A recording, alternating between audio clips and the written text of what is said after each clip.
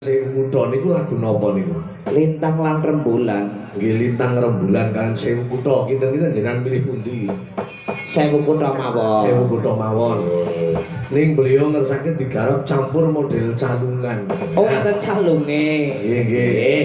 Siap. Ya. Duet nggih. Kali sinten mangga? Kali sing apal sinten?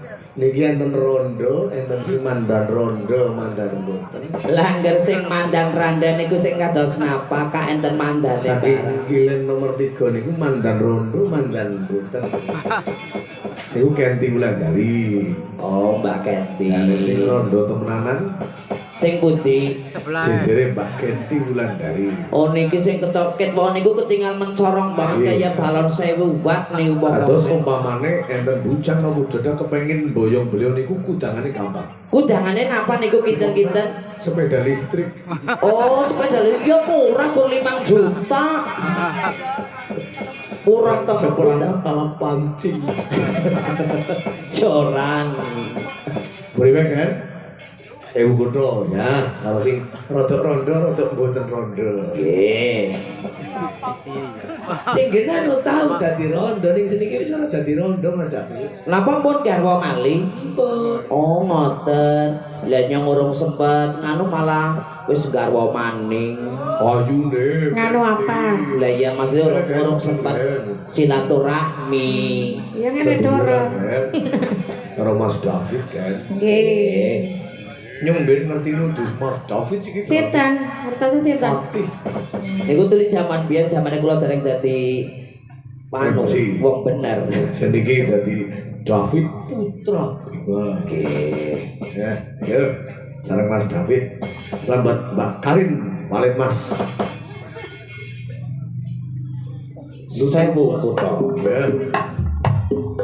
Nanti total dua. Saya kontrol, harga cari walet Mas. Pogoraya, Pogor, hari Astuti, Tersun.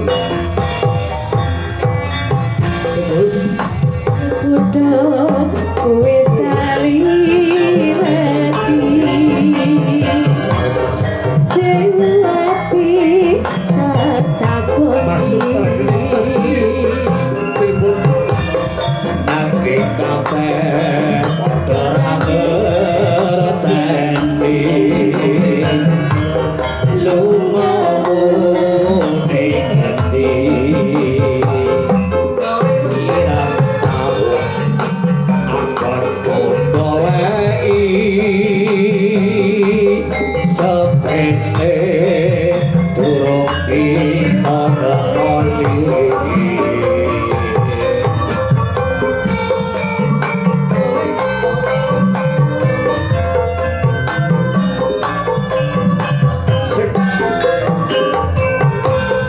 Wis tak cukup ilane ati.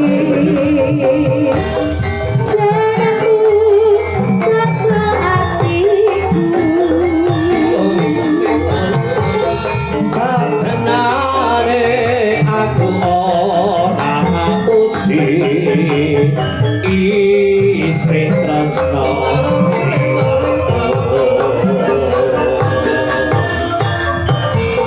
Utamane kowe wis suwe. Tapi selendang cek. ya kok siji dadi panyuwunku aku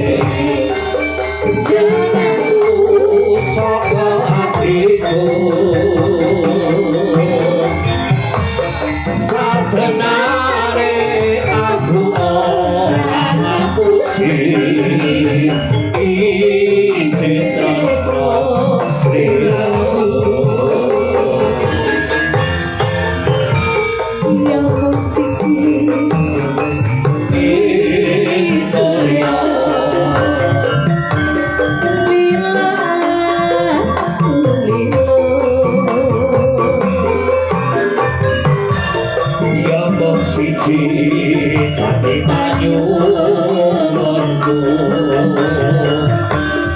aku pengen ketemu senajan ketemu sakelo tanpa tangga rame jeneng kodok